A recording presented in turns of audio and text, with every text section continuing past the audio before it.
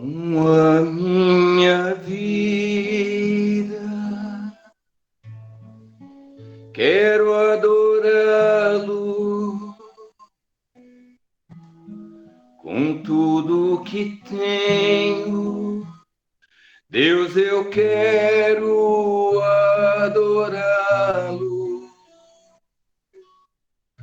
Sei que sou pequenino, mas quero adorá-lo,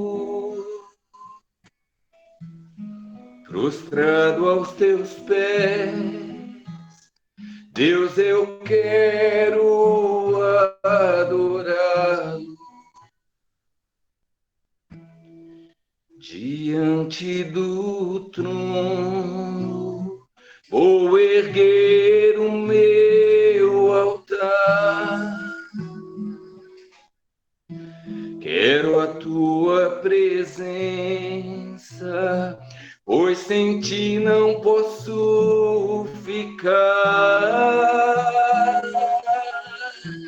Eu quero derramar o meu vaso de alabastro aos teus pés.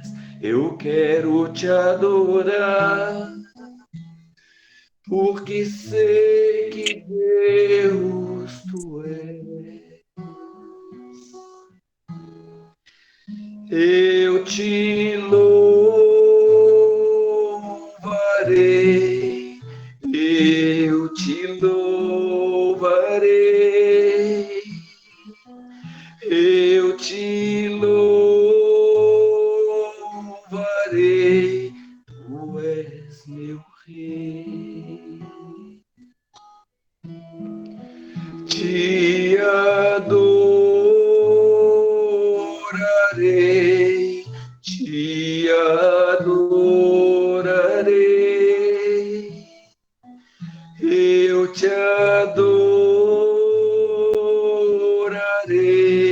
tu és meu rei. Diante do trono, vou erguer o meu altar. Quero a tua presença, pois sem ti não posso ficar. Eu quero derramar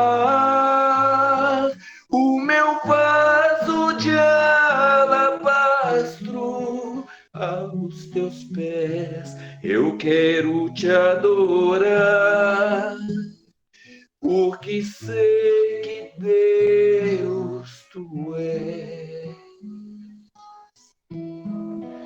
Eu te louvarei, eu te louvarei, eu te louvarei, tu és meu rei. Te adorarei, te adorarei, eu te adorarei, tu és meu rei.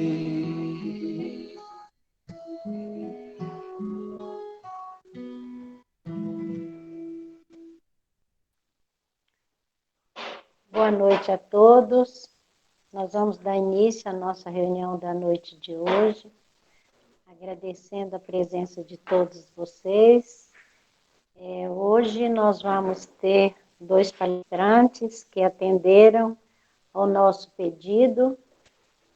Vai falar para nós do livro Fonte Viva, o Alain. O Alain é de Uberlândia, do Centro Espírita Luz, Missão e Luz, da cidade de Uberlândia.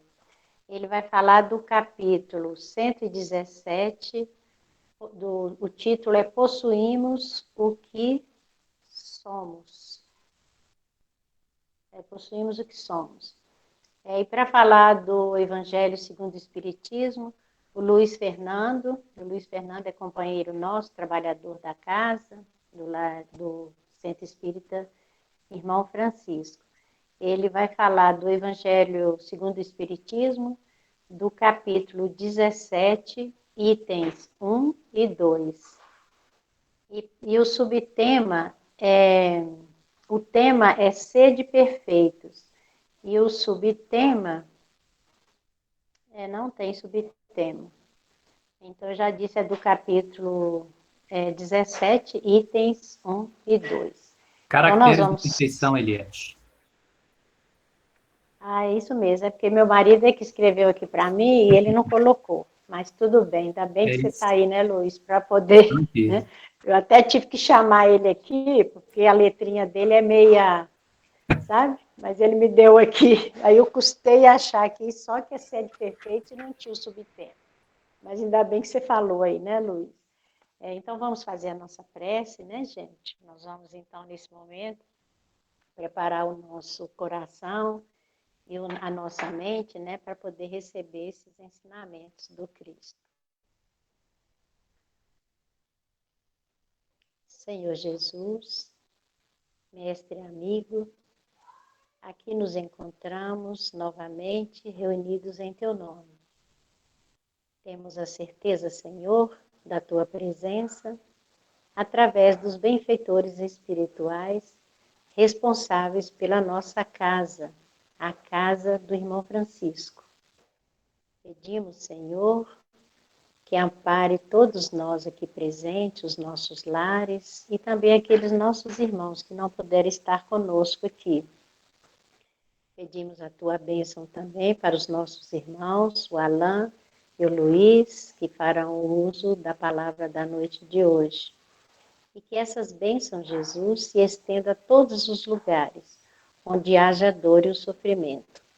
Que a sua paz e o seu amor permaneçam em nossos corações, hoje e sempre.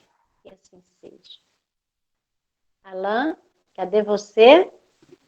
Estou aqui, estão me ouvindo? Estão ouvindo. Então, Alain, você começa agora, a sua fala é até as 19h45. Logo após o Luiz, até as 20h15. Fique à vontade, seja bem-vindo entre nós novamente. Eu gostaria de agradecer mais uma vez aí a Eliette pelo convite, né? E ilustrar aqui como é bacana essas tecnologias atuais, né? A gente está conhecendo aqui irmãos novos. O Fernando eu já vi de outras lives que a Eliette me encaminhou para me assistir, eu já conheço o Fernando da live, né? A Eliette é a nossa companheira de jornada já tem muito tempo, né? Mas obrigado mesmo aí pela oportunidade. E vamos pedindo aqui a intercessão de Jesus, né? E o auxílio aqui dos bons amigos espirituais também, para que a gente possa aí extrair o máximo aí de entendimento desse texto belíssimo aí de Emmanuel, né? E que eles possam suprir as nossas dificuldades. E pedir a caridade dos irmãos, né? De estar me ouvindo também, né? Então, hoje a gente vai comentar aqui do livro Fonte Viva, capítulo 117, igual a Eliette já comentou, né? Possuímos o que damos. A passagem do Evangelho que Emmanuel comenta de Atos dos Apóstolos, capítulo 20, versículo 35. É mais bem-aventurado dar do que receber. Então, só para a gente tentar contextualizar aqui essa passagem do Evangelho, né?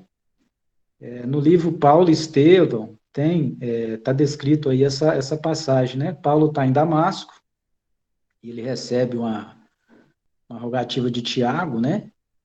Para que ele compareça em Jerusalém para auxiliar a igreja do caminho. Estava sofrendo perseguição pelos judeus, né? E então ele despede da comunidade de Damasco e já avisa para eles, ó, vai ser a última vez que vocês vão me ver em corpo físico, ou seja, ele sabia que ele ia desencarnar logo, né? E ele dá algumas orientações para a comunidade, muito contrito, né? E essas anotações foram feitas por Lucas e trazidas por nós nas páginas do Evangelho, né? E Emmanuel aproveita essa passagem aqui para nos dar um puxão de orelha. Eu já estou com a cabeça até meio doída, porque toda lição de Emmanuel é um puxão de orelha. Já fica a orelha quente aqui de tanto que ele puxa minha orelha, mas vamos aprendendo, uma hora a gente chega lá, né? Eu vou ler aqui o versículo anterior para a gente entender melhor, né? O versículo 34 e o 35 para a gente ter um maior entendimento aí do texto, né? Do Evangelho, né? Aí Paulo fala o seguinte para nós: sim, vós mesmos sabeis que para o que me era necessário a mim e aos que estão comigo, estas mãos me serviram. Tenho-vos mostrado em tudo que, trabalhando assim, é necessário auxiliar os enfermos e recordar as palavras do Senhor Jesus que disse: mais bem-aventurada coisa é dar do que receber. Então, a primeira interpretação do texto, assim, a gente lendo assim apressadamente, dá a entender que o texto está se referindo a coisas materiais, né? Auxílio material, né? E Emmanuel realmente comenta aqui no texto que é realmente mais feliz quem doa alguma coisa material do que quem recebe. E que a maioria de nós entenderia, né, que Paulo tá se tratando, está se referindo de dinheiro, né, de posses, de coisas materiais, né? Mas e ele pede, na verdade, para nós, além dessa questão da doação, da felicidade de você dar alguma coisa material, de você dar também o patrimônio que realmente é nosso, que são os bens espirituais, esses que realmente nos pertencem, né? E porque esses bens espirituais que nós doamos de nós mesmos podem multiplicar e amplificar a alegria que nós sentimos por doar alguma coisa material. Nós, no Espiritismo, temos o costume, né, de auxiliar os irmãos com coisas materiais, que é o prato de sopa, né, a cesta básica, o enxoval fraterno. Isso nos faz, né, muito felizes. E realmente o Emmanuel fala que isso é uma felicidade, você poder doar, né? Mas que nós poderemos amplificar, subindo um degrau a mais de felicidade, se você, além disso, doar esses bens, doar também os bens e os valores espirituais. Então, conheço muito espírita que doa, né? Uma sopa fraterna para o irmão, mas não tem coragem de dar um sorriso, que doa uma cesta básica, mas não tem coragem de dar um aperto de mão fraterno, né, amigo para aquela pessoa que a gente está doando na cesta básica. Então, a gente está perdendo de alegria com isso, né? Fechando a cara, ou entristecido. Então, nós temos que exercitar, né, a questão de doar de nós também esse patrimônio espiritual, que realmente é o que nos transporta para patamares de alegria maiores, né? Que é a alegria do Criador, né?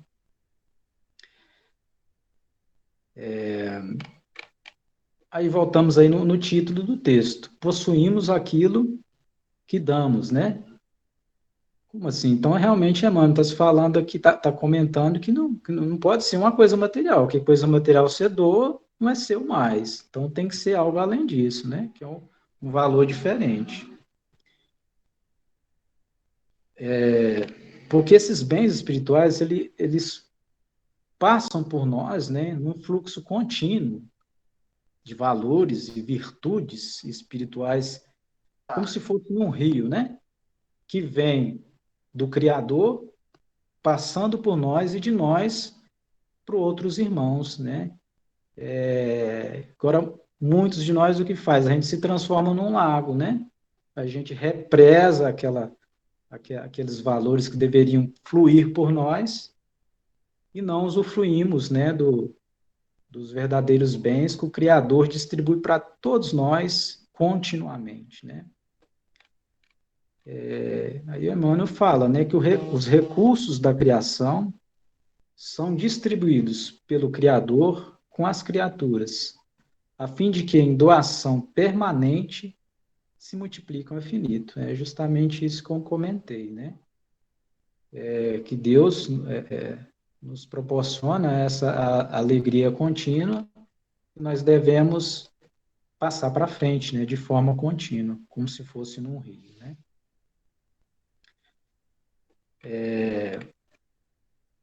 E no final, né, Emmanuel comenta o seguinte: cede ao próximo algo mais que o dinheiro do que possas dispor. Dá também teu interesse afetivo, tua saúde, tua alegria e teu tempo. E em verdade, entrarás na posse dos sublimes dons do amor, do equilíbrio, da felicidade e da paz. Eu li várias vezes esse texto e lembrei de um episódio que aconteceu comigo, só para exemplificar, né, que o tempo é curto, só tem 4 minutos. Mas já concluindo, na Casa Espírita ali, Missão em Luz, onde nós trabalhamos, nós auxiliamos aí os nossos irmãos aí que estão em situação de rua. E lá eles recebem, né, o banho, né, a gente abre as portas lá para eles tomarem banho, a sopa, né, algum bem material que a gente tá lá, a gente doa também, né, com muito carinho, com muito amor. E certa feita, antes aí da pandemia, eu estava com a minha esposa numa cafeteria e, de repente, um garçom muito bem vestido bateu nas minhas costas assim e falou: rapaz, você lembra de mim? E eu, na época, não tava passando por uma situação muito boa, né? Eu falei: eu não lembro, não, meu irmão, me desculpe. Aí ele me falou assim: não, vocês me auxiliaram muito lá na casa de vocês. E graças a vocês, hoje eu estou aqui, hoje eu tive essa oportunidade de trabalho e a minha vida mudou. Eu sou muito grato a vocês, né? Então, eu estava com um sentimento passando por dificuldade, então aquela alegria que veio dele, passou por mim, transformou meu dia. E eu nunca mais esqueci essa história. Então, acho que esse fluxo de alegria que Emmanuel comenta aqui, de paz, de ternura, é esse sentimento, né? Que é um sentimento que que não acaba, né? Quando a gente estiver continuamente fazendo bem, servindo a Deus, servindo a Jesus com alegria, a gente vai estar sempre participando desse banquete, né, de, de alegria.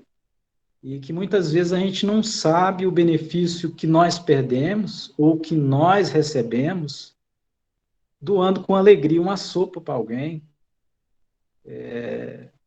como nós fazemos lá, né? A gente não sabe o benefício que a gente pode fazer para outra pessoa quando você entrega uma toalha para um morador de rua tomar um banho, né? Ou entrega uma, alguma, algum bem material, mas com alegria e com ternura, né? Então, a gente pode, além de auxiliar as pessoas, auxiliar nós mesmos. Foi o meu caso que aconteceu comigo, né? Então, nós banqueteamos junto com o Criador dessa paz e chegamos num patamar superior, né, de alegria, conforme Emmanuel nos fala aqui no texto, né? Então, o que eu tinha para falar era isso, o tempo aqui é curto, não dá para explanar mais, mas eu queria agradecer mais uma vez os irmãos, né? E que todos se sintam abraçados por nós e espero ter auxiliado alguma coisa aqui nessas considerações despretensiosas nossas. Obrigado aí mais uma vez, Eliette. Obrigado a todos. Boa noite. Oi, Alain, eu que te agradeço, nós que te agradecemos, viu? Foi muito bom. Você vai poder ficar conosco? posso ficar mais uns minutinhos, sim, Então Eliette. tá, você fica à vontade, viu, Alain? Mais uma vez, muito obrigada. Obrigado. Luiz, é com você. É eu mesmo, Eliette. Sim, senhor, Luiz. Boa noite, pessoal. Muito bom estarmos aqui para estudar um pouquinho mais do Evangelho do Cristo, da doutrina espírita, que tem nos ajudado imensamente na nossa caminhada, né? Superando nossas dificuldades, fortalecendo, consolando os nossos corações. É maravilhosa essa doutrina. De fato, a gente tem que agradecer muito a oportunidade que Deus está nos dando, né, de poder conhecê-la nesta encarnação, né? É uma grande bênção para nós, né? E nós vamos falar de um capítulo que eu gosto muito, que é o capítulo 17 do Evangelho segundo o Espiritismo, ser de perfeitos, né? A gente sempre que tem oportunidade cita alguma coisa deste capítulo. E vamos falar mais especificamente dos itens 1 e 2, caracteres da perfeição. O item 1 é uma passagem evangélica, está lá em Mateus, capítulo 5, versículos 44, 46 a 48. E esse capítulo 5 lá de Mateus é aquele capítulo das bem-aventuranças, né, que Jesus vai falar para a multidão. E ao final deste capítulo, Jesus vai orientar os seus discípulos, né, seus seguidores ali. Então, ele vai ensinar para os seus seguidores que tinham um entendimento mais amplo do que o povo, né? Eles conseguiam compreender um pouco mais Jesus, porque acompanhavam Jesus, estavam junto ali, trocavam ideias, né? E eles seriam aqueles que perpetuaria a mensagem do Cristo. Então, eles tinham uma missão, né? Então, eles estavam preparados para essa missão, né? Todo mundo que recebe uma missão, quando Deus dá a oportunidade da gente ter uma missão, todos nós, ao recebermos essa missão, estamos em plenas condições de desenvolvê-la, né, de levá-la adiante, de sermos vencedores nessa missão. E os discípulos do Cristo não eram diferentes, né? Eram, de fato, pessoas simples daquela época, mas eram espíritos que estavam preparados para aquela tarefa. E Jesus, no plano físico, encarnado aí junto conosco, nas oportunidades que tinha, ia orientando os seus discípulos para que, quando Jesus partisse, eles pudessem dar sequência. Então, vamos ver essa passagem, quando ele diz assim: amai os vossos inimigos, fazei o bem aos que vos odeiam, e orai pelos que vos perseguem e caluniam. Porque se somente amardes os que vos amam, que recompensa tereis disso? Não fazem assim também os publicanos? Se unicamente saudardes os vossos irmãos, que fazeis com isto mais do que os outros? Não fazem o mesmo os pagãos?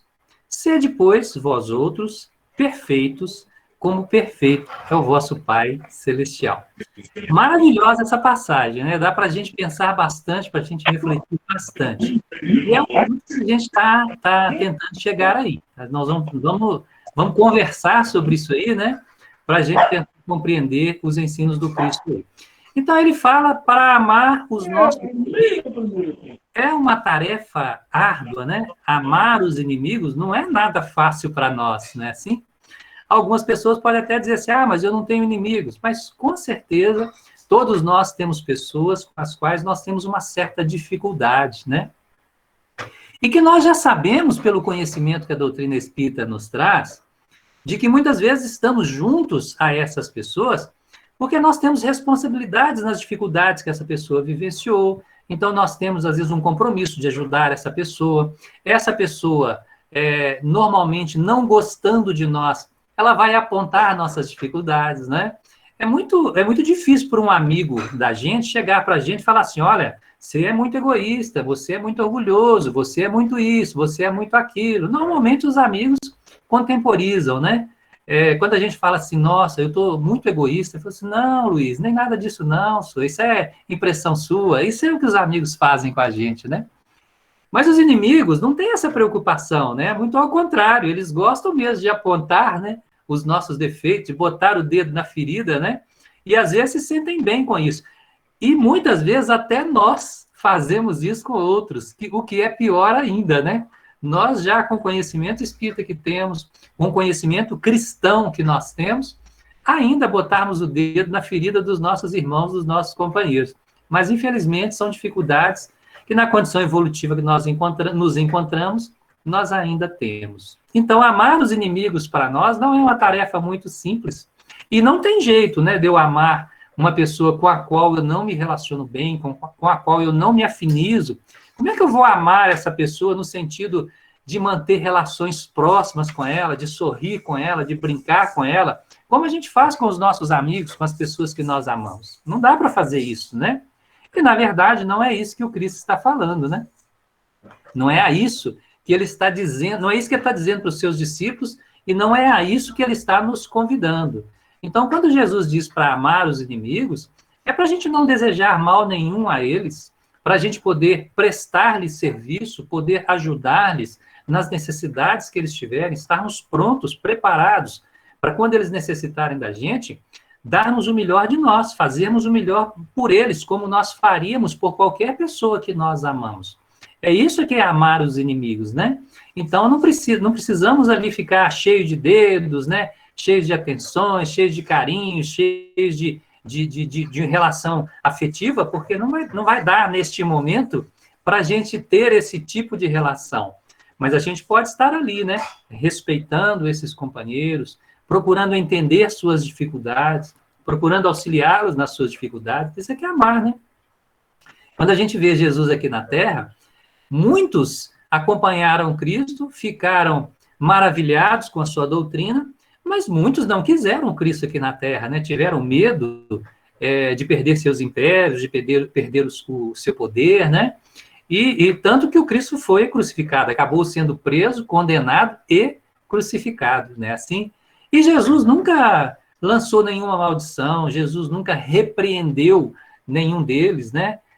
Quando conversava com essas autoridades, às vezes sendo inquirido, sendo questionado pelos seus atos, Jesus nunca foi ofensivo, nunca foi agressivo, nunca teve essa postura. Muito ao contrário, em cada oportunidade, em cada momento, com qualquer pessoa que ele estivesse, ele sempre estava ali apto, né, preparado para ajudar, para instruir, para orientar. Para quê? Para que aquele companheiro consiga compreender os equívocos dele, possa mudar esses equívocos e possa chegar à perfeição, que é o destino de todos nós, né? É muito engraçado a gente pensar, nós espíritas, sabemos que todos somos irmãos, sabemos que todos somos filhos de Deus, sabemos que estamos num processo evolutivo, que todos nós saímos da condição de simplicidade e de ignorância e que chegaremos um dia à perfeição. Mas com relação às pessoas com as quais nós não temos afinidade, parece que a gente esquece que elas também estão nessa mesma categoria, né? Então, se hoje eu não gosto dele, ou ele não gosta de mim, se hoje a gente não se dá bem, se a gente fizer um mínimo esforço da nossa parte, a gente vai conseguir mudar esse sentimento, a gente vai conseguir mudar essa relação, porque frequentemente isso acontece. Muitas vezes nascemos num lar, filhos de pais que a gente não se dava bem, pais de filhos que não se davam bem, irmãos que não se davam bem em outras encarnações, e através dos laços de família, com a oportunidade do esquecimento do passado, a gente consegue desenvolver esses laços de afeto muitas vezes, a gente consegue vencer essa animosidade do passado e consegue construir relações sólidas, saudáveis, de afetividade, né, de companheirismo. Então, é possível a gente vencer essas dificuldades. Só que tem que haver, de todas as partes, a disposição, né, para deixar para trás os mal-entendidos, as dificuldades que houveram, e criar uma nova relação. Se aquele com quem eu não me dou bem, se ele não quer desenvolver esse sentimento, que eu faça isso da minha parte, né? Porque quando eu faço isso, eu fico livre daquela responsabilidade, daquele compromisso. Então, se eu tinha débito, se eu tinha dívida com esse companheiro lá, com essa disposição de poder servi-lo, de poder ajudá-lo, de compreender a dificuldade dele, né? Enfim, de enxergá-lo como filho de Deus, que de fato ele é, assim como eu, muitas vezes a gente quita o nosso débito lá do passado e a gente se desvincula daquele ranço, daquele desentendimento que ocorreu lá, né? E só quando esse espírito mudar a disposição dele com relação a nós, é que muitas vezes nós vamos nos encontrar novamente, para realmente aprendermos a amar, já que essa é a grande lei, né, que rege o universo inteiro, a lei de amor que o Cristo veio ensinar aí para a gente, né? Então, nossos inimigos, na verdade, eles são credores diferentes, podemos dizer assim, né? Eles são companheiros que nós temos com eles compromisso. Por isso Deus nos deixou conviver, né? Nos deixou, se não é uma convivência muito próxima, ainda assim é uma convivência, porque às vezes é alguém do nosso trabalho que a gente tem que tolerar, que a gente tem que conviver com aquela dificuldade, porque eu trabalho lá e ele trabalha também. Às vezes é até dentro de casa, então no nosso lar a gente tem que procurar conviver da melhor maneira possível. Às vezes faz parte do grupo espírita que a gente está, ou de uma outra instituição, ou de uma outra frente de trabalho que a gente está matriculado, às vezes ele está lá também, e a gente tem que aprender a lidar com isso. E se Deus está deixando, então, que a gente conviva, né? É claro que o propósito divino é para que a gente aprenda a amar, né? E com toda certeza, esse aí é o nosso dever, né? Podermos desenvolver por esse inimigo um sentimento diferente, a começar por essa disposição de servir e de auxiliá-lo nas suas necessidades, nas suas dificuldades, né? Então, Jesus nos chama a atenção ali dos discípulos, quando fala em amar os inimigos, ele diz assim, porque se somente amardes os que vos amam, que recompensa tereis disso? Ora, quando eu amo alguém que me ama, eu não faço nada de diferente, não tem nada de especial ali, né? Não tem nada a mais. Se a gente pegar, por exemplo, alguém que nem crê em Deus, né, que não tem religião nenhuma, ele também tem alguém que ele ama, ele também tem pessoas das quais ele gosta e com as quais ele age da melhor maneira possível, né? Se nós pegarmos aquele que no mundo consideramos aí como o maior bandido ou o maior marginal, ele também tem alguém que o ama e que ele ama também. E esse alguém que ele ama, ele trata de uma forma diferenciada. Então, quando a gente só faz essas coisas por aqueles que nós amamos, não tem diferença nenhuma, gente. Nós não estamos mostrando nada do que nós aprendemos, né? E vejam a maravilha que a doutrina espírita de fato é para nós, né? Porque ela nos ensina que nós somos espíritos imortais. Então a gente já começa daí, né? A gente não nasceu junto com o nosso corpo, nós vivemos sequências de encarnações, onde a gente vai aprendendo, onde a gente vai desenvolvendo conhecimento, onde a gente vai principalmente desenvolvendo comportamento, porque conhecimento é fácil, né? Quando eu leio, eu adquiro aquele conhecimento. Isso eu posso fazer no plano físico e posso fazer no plano espiritual. Mas desenvolver comportamento é aqui na matéria que nós desenvolvemos. Por isso a importância da reencarnação, né? Ou das encarnações. Porque Deus monta, né? Prepara ali para nós todo um cenário, todo um contexto e nos insere naquele cenário ali. E ali está todos os recursos de que a gente precisa para desenvolver nossas potencialidades, para trabalhar nosso processo de perfeição e, de fato, lá na frente, um dia, sermos espíritos perfeitos, espíritos puros, né? Então, é um trabalho que cada um de nós tem que fazer. E não adianta a gente escolher tarefa, né? O trabalhador na empresa, ele tem que desempenhar as tarefas que lhe competem, goste ele ou não, queira ele ou não, é o dever dele, né? Então, nós aqui também no mundo das formas, nós temos o dever de buscar conviver com todas as pessoas da melhor maneira possível, né? E a doutrina espírita está sempre aí nos chamando a atenção. Alain falava do Emmanuel, que puxa nossas orelhas, toda vez que a gente lê uma mensagem de Emmanuel, ele está puxando nossas orelhas, mas é isso que a doutrina espírita faz conosco o tempo inteiro, né? Puxa, de fato, as nossas orelhas, né? Então, você vai fazer um culto no lar, por exemplo, você tem uma dificuldade, você não está nem querendo pensar nela, quando você abre aquela passagem evangélica, muitas vezes vai ser assunto relacionado àquela dificuldade que o grupo ali está vivendo, que você está vivendo, né? Para quê? Para você pensar naquilo ali. E através dessa reflexão, através dessa análise, né? Através da troca de ideias ali com os entes queridos, você entender a sua postura, o seu posicionamento, e a partir daí mudar, né? Eu falo muito que eu sou muito feliz por ter conhecido a doutrina espírita e tinha um sofrimento muito grande antes de conhecer a doutrina espírita, porque essa questão mesmo, né, que a gente sabe que não existe céu e não existe inferno, mas antes de conhecer a doutrina espírita era nisso que eu acreditava, né? E eu acreditava que eu não poderia ir para o céu porque eu não era uma pessoa boa, uma pessoa perfeita, né? Eu tinha um tanto de defeitos, como ainda tenho um tanto de defeitos, né? Então, naquela época, antes de conhecer a doutrina espírita, eu pensava, olha, para o céu eu não posso ir, então só me resta o inferno. E aquilo era para mim um tormento. E aí, quando você conhece a doutrina espírita e entende que Deus não está querendo ou não está nos propondo uma perfeição instantânea de uma única encarnação. E a gente vai ver a lógica disso quando você pensa em qualquer dificuldade. Cada um de nós aqui que está nessa sala, né? Vocês aí que estão me ouvindo e eu que estou aqui falando também, não posso me excluir disso aí, né? Pensemos num único defeito que a gente tem, e nem precisa ser um defeito grave. Pode ser um defeito que a gente considere aí levinho, pequeno. Pode pensar em qualquer um defeito. Ninguém precisa falar, né? Mas pensem. E pensem como é duro para nós, como é difícil para nós, quando a gente se propõe vencer essa dificuldade, superar essa dificuldade. Não é uma tarefa fácil, né? Me recordo aqui, na minha casa, meus filhos hoje já são adultos, mas quando eles eram crianças, o meu mais velho era criança, devia ter talvez os 2 aninhos de idade, na cozinha da minha casa, debaixo da pia, era um vão aberto, não tinha um armário, não tinha nada.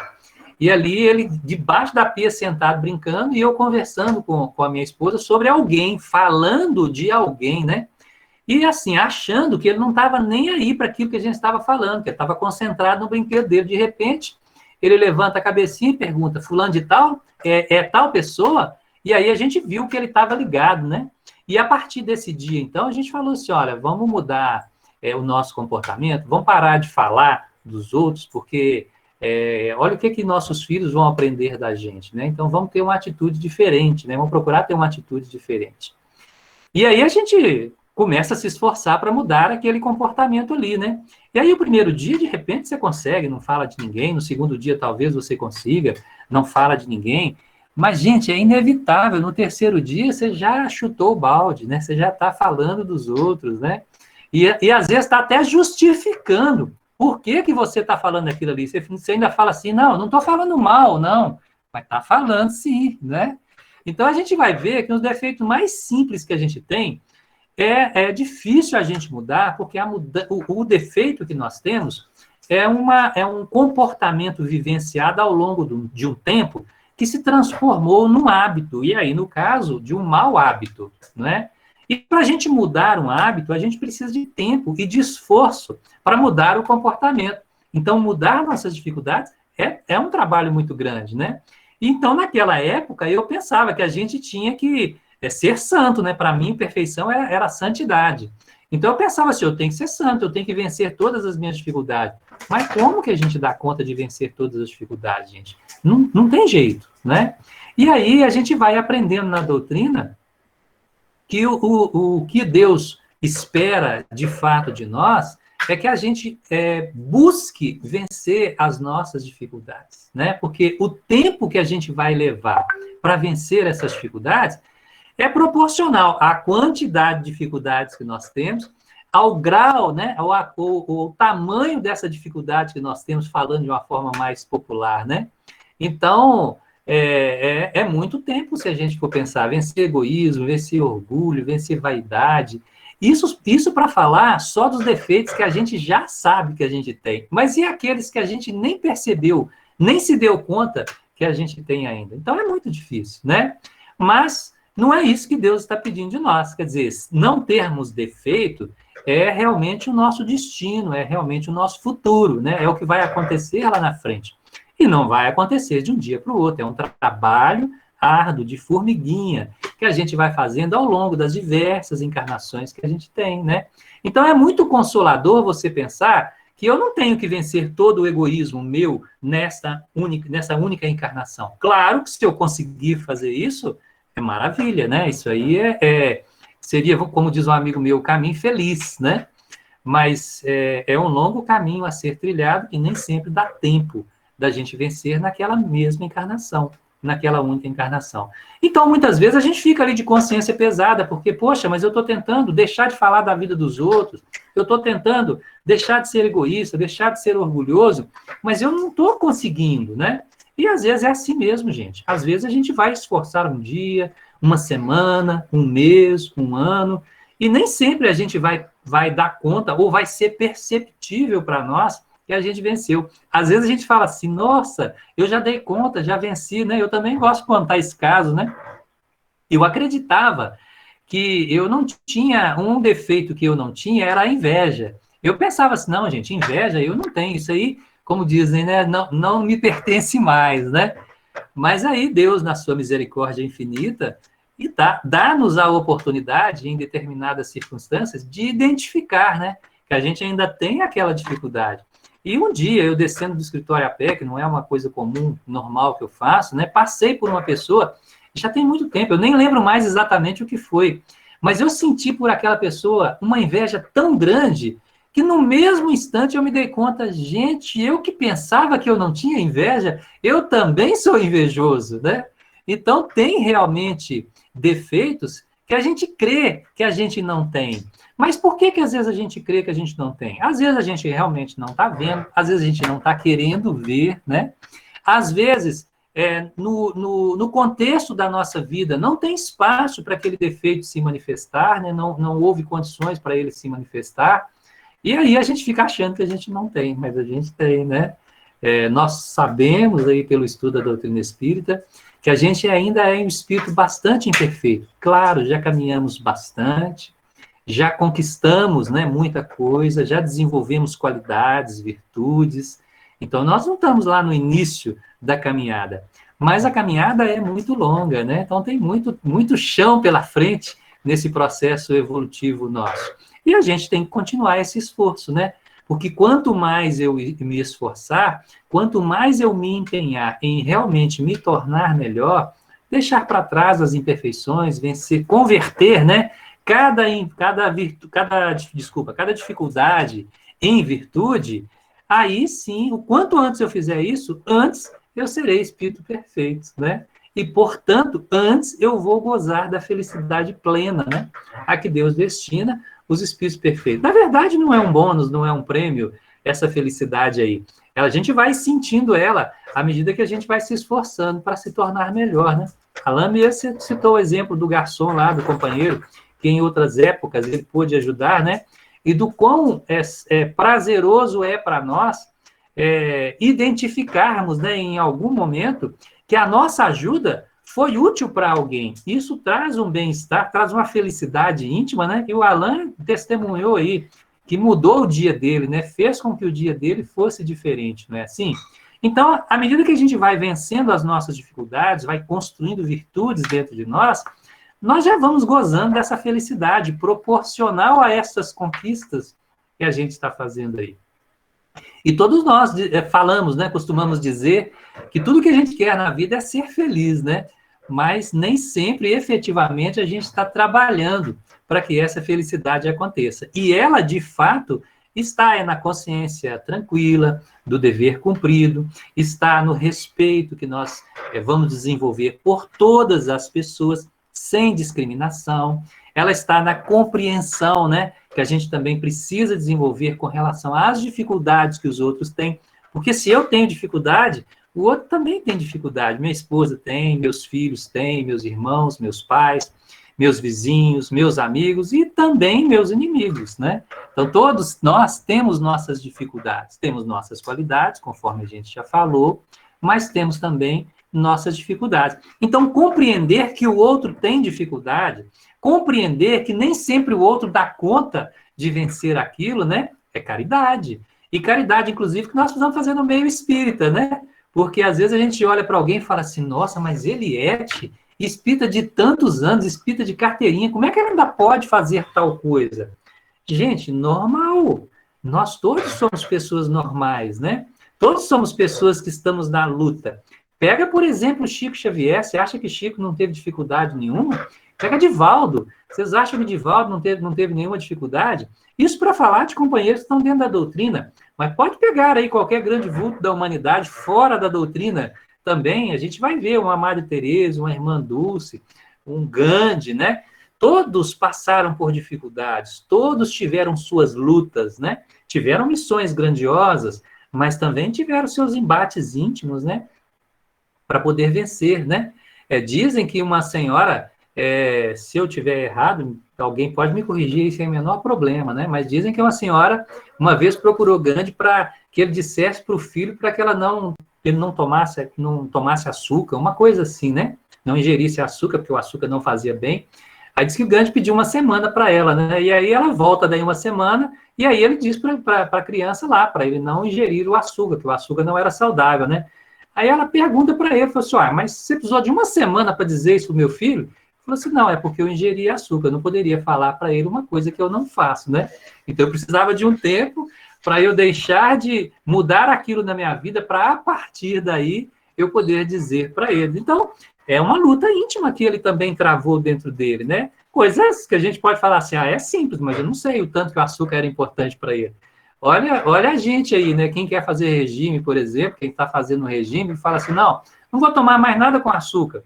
E a dificuldade que é, né? Vou controlar a quantidade de comida que eu estou ingerindo. A dificuldade que é. Coisas banais da vida, corriqueiras da vida. Não é fácil, né? Assim, o que dirá das dificuldades morais que nós temos?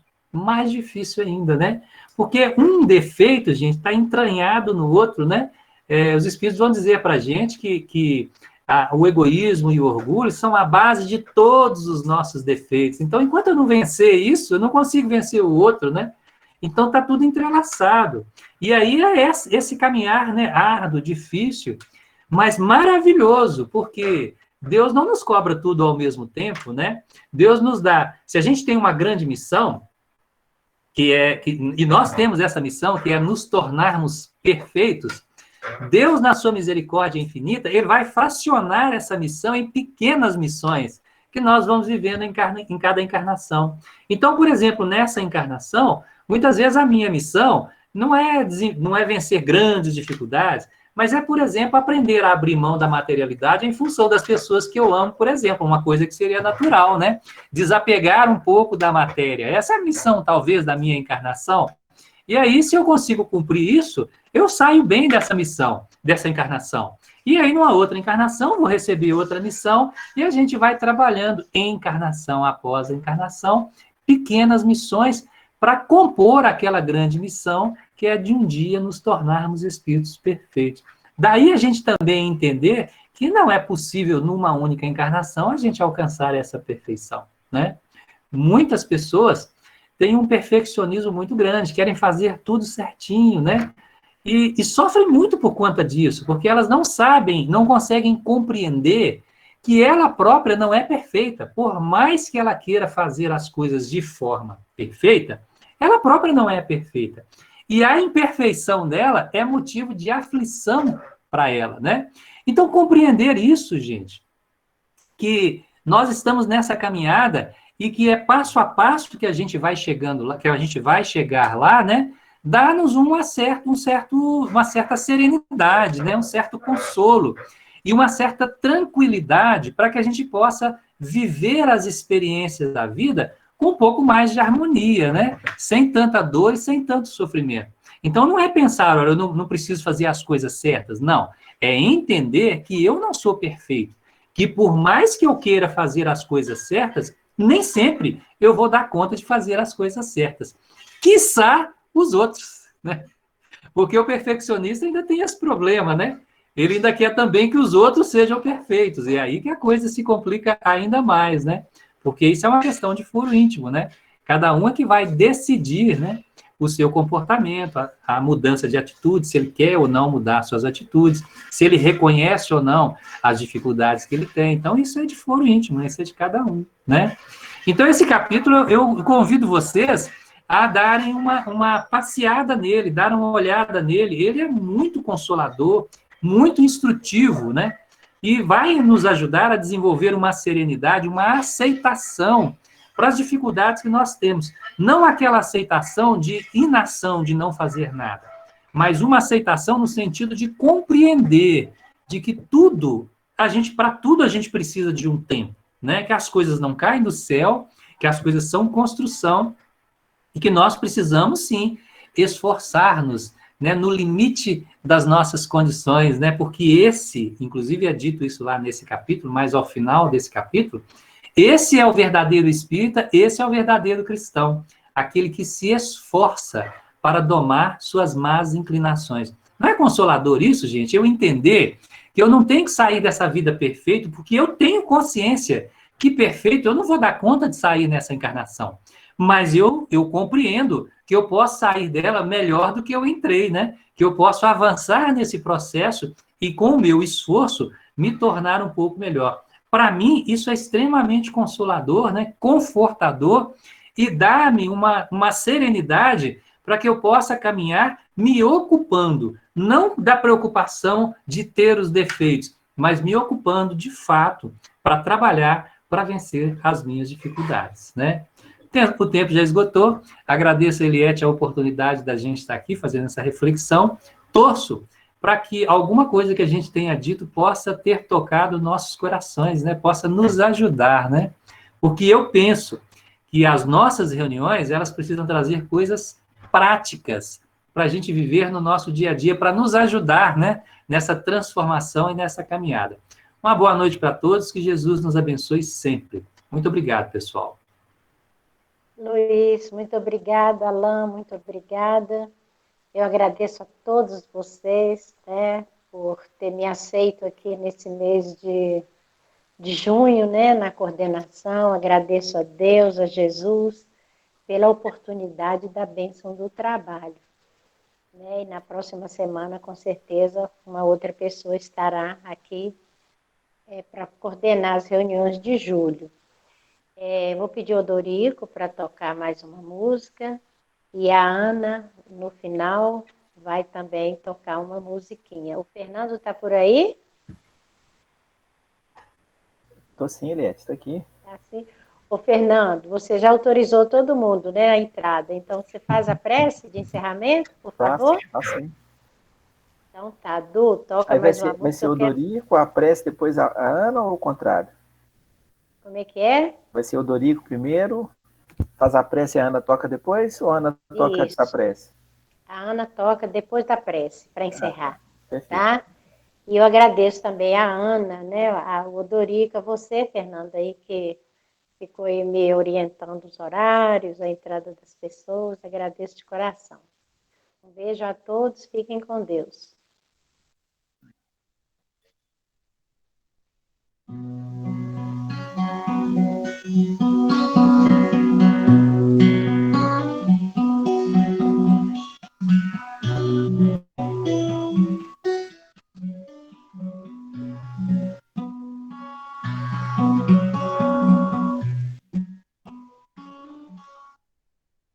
Senhor, fazei-me instrumento de vossa paz. Onde houver ódio, que eu leve o amor. Onde houver ofensa, que eu leve o perdão. Onde houver discórdia, que eu leve a união. Onde houver dúvida, que eu leve a fé. Onde houver erro, que eu leve a verdade. Onde houver desespero, que eu leve a esperança. Onde houver tristeza, que eu leve a alegria. Onde houver trevas, que eu leve a luz. Ó Mestre, fazei que eu procure mais consolar que ser consolado, compreender que ser compreendido, e amar que ser amado, pois é dando que se recebe, é perdoando que se é perdoado, e é morrendo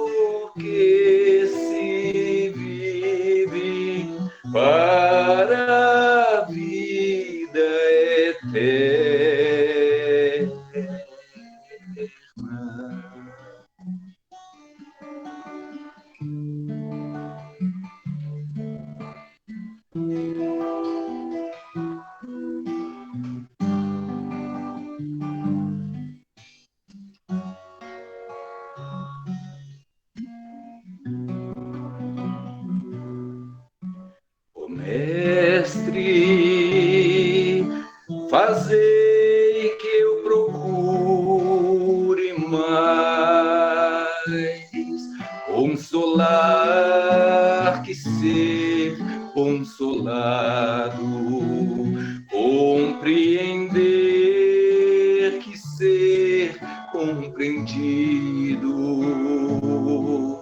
amar que ser amado, pois é dando que se recebe, é perdoando que se é perdoado, e é morrendo que se vive para a vida eterna.